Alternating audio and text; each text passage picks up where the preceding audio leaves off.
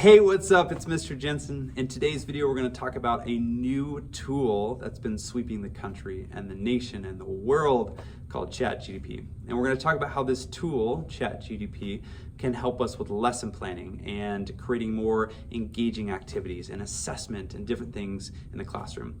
So we're going to talk about those three things: lesson planning, engaging activities, and creating assessments or creating more effective assessments or different types of assessments, or getting ideas or supplementing using ChatGPT. So let's check into it.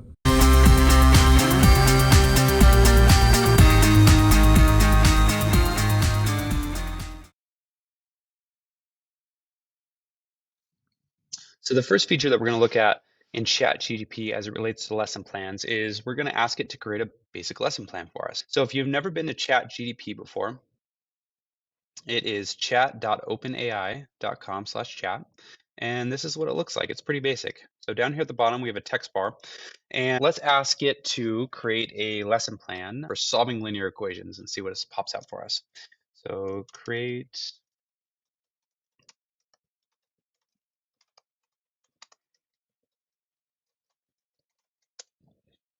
So as it's spitting out here, let me talk a little bit about this.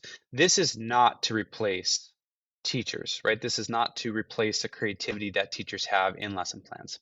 This is a framework. This is a guideline, right? We all know what's best for our kids. We all know what our kids' strengths and weaknesses are. We all know what our kids need in the classroom. So let's say, for example, it spits out something that you're like, I don't know if that's really going to jive with my kids, or I don't know if my kids will resonate with this, or they're gonna respond well to these types of methods. This is a great starting point that we can take things from, right? A tool that we can take things from, and it doesn't have to be something that you're just copying and pasting. Now, if you're a first year teacher and you're just surviving, this might be a really good tool for you as you're getting your feet wet teaching. Okay, so let's look at this tool and let's see what it has to offer. Okay, so here at the top it says title, so we start with a title, whatever the grade band, so the grade range it would fall between. We have the 3 objectives here, the materials that you'll need for the lesson, and then the procedure, right? So we have an introduction, we have some kind of lecture or like direct instruction. We have checking solutions. So in here, maybe there's some solutions or problems that they had to do. Checking solutions.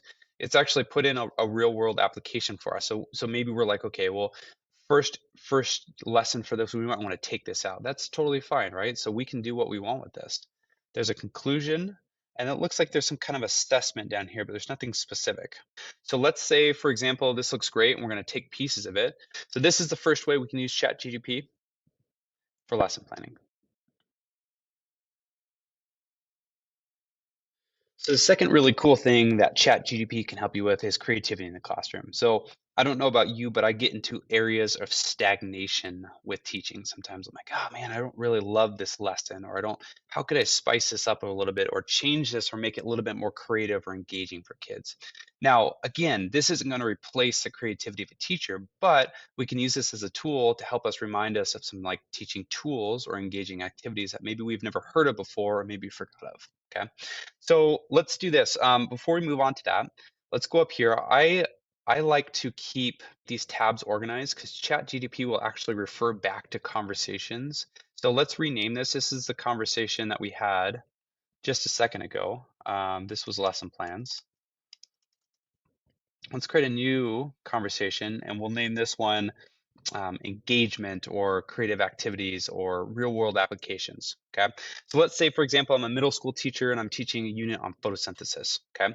So maybe I say, what are some real world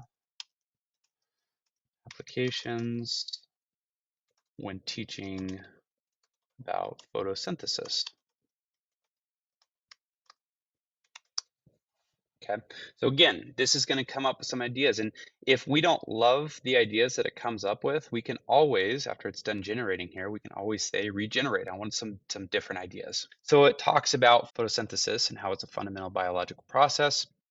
And it talks about, looks like 5 different ways that you can get kids engaged with this process, right? So these might be labs, these might be activities or field trips or something like that. So agriculture, energy production, climate change, biotechnology, education, right? And so Awesome, right? And so maybe I take one of those things, or I take two of those things, or I say, hey, regenerate. Let's see what else it has for me. Okay. So again, a tool. Okay. So I'm going to click here, stop. Let's say engaging activities for teaching sentence structure. So I'm teaching a unit on sentence structure or paragraph structure or something like that in my classroom. Okay, cool.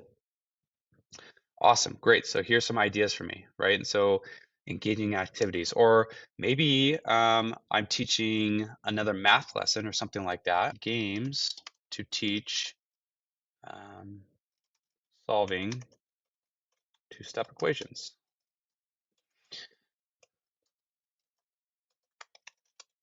Okay, so again, it's going to give me some options, right? And so if I'm coming up to a lesson like, gosh, that first period didn't really work, or I'm anticipating that this is not going to be really engaging for kids, this is a great resource for you to stop at and say, let me get some ideas. And maybe, okay, equation relay. Oh, that's a great idea. I've never done that before. Let me try that. Or equation bingo. Or back up here to my photosynthesis, maybe we should do some kind of project around agriculture when we're teaching photosynthesis.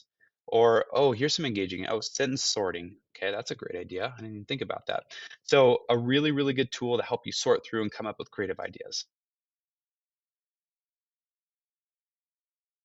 So the third way it can really help you, and there's many, many different possibilities, but the three we're going to focus on today were lesson planning, engagement, and then assessment, right? And so assessment's a big one within lessons, right? And so I'm not talking about summative assessments. Now, if you wanted to, it could create a summative assessment for you. I'm talking about formative assessments, warm-ups, exit tickets, just stop-ins, maybe something that you do like a little quiz or something like that mid-class, okay? So we're going to look at assessments here real quick. So let's go back up here and let's rename this engagement. Gotta spell it right. And then let's create a new one. And we're going to do this one on assessment. Okay. So create I don't know, 5-question assessment on photosynthesis. Oh, anyway, so as simple as creating an assessment on I don't know, 5 questions, 3 questions, 10 questions, right? Can do whatever you want it to. And again, if we come down here and we don't love this, or we didn't talk about chlorophyll, or we didn't talk about, you know, the different parts of the cell or something like that, that photosynthesis takes place, maybe we take those out, right? Or we can regenerate. Let's see if it regenerates something different. Looks like it created something a little bit different. And we can give this, oh, I like this question better, or I like this question, or I'm going to take this question, right? So take what you need. Here's a second way, right? So let's say, for example, in the class, you're reading an article, or you're reading a book, or you're doing something like that, and you want a quiz or some kind of quick check to see where kids are at. So I just stole just a part of an article offline about ChatGPT, and let's see if it can create some questions for us. Create a 5-question quiz on the article. And it's going to ask, well, what article are you talking about? And I said, okay, perfect. Boom. So I'll paste that in there. Boom. Okay. So now it's creating a 5-question quiz on that. Maybe you guys read an article about something to do with cells or something to do with whatever you're teaching in your class. And this is that article. There's an assessment. Okay, so let's get a little bit more creative on assessment. So assessment can look a lot of different ways, right? We're talking about warm-ups and exit tickets and stuff like that. Create an exit ticket about sentence structure. So let's see what it comes from. Okay, cool. So it looks like it created a 5-question exit ticket. I don't like that. Let's try it again.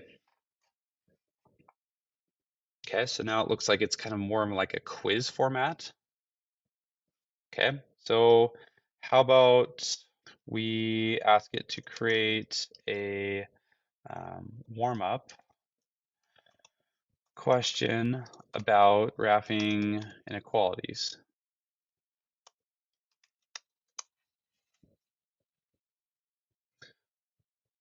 Awesome, cool. Or, I don't like that. Awesome. Okay. So you can take assessments as far as you want. And again, if you wanted to do a summative assessment, like you could ask it to write 100 questions, or you can even paste in a chart or something like that and ask it to ask questions for you from that. Okay. Or you could ask it to ask, what are the big ideas within physics? Or what's a good question that I can ask my warm up about this, right? Infinite possibilities for assessment here. So I hope that video was really helpful and I hopefully was insightful. So one thing I want to reemphasize again, we talked about this in the video. This is not a tool to replace teachers. This is a tool to help supplement what we already do, right? No computer, no AI could replace what we do in the classroom. We know our students better. We know what their strengths and weaknesses are. We know what's going to do well with students. We know what's not going to do well with students. So this is a tool to help give us ideas and supplement what we're already doing, because what we're doing in the classroom is awesome. But sometimes, like me, I get stagnant, right? I don't know how to engage kids, or I don't know how to assess maybe, or I don't know, like, I kind of like writer's block. I don't know what assessment questions to ask. This is a really good open source tool like Google that we can use to help better our teaching practices so they don't become stagnant. So I hope you guys liked it. Hope you got some information from it.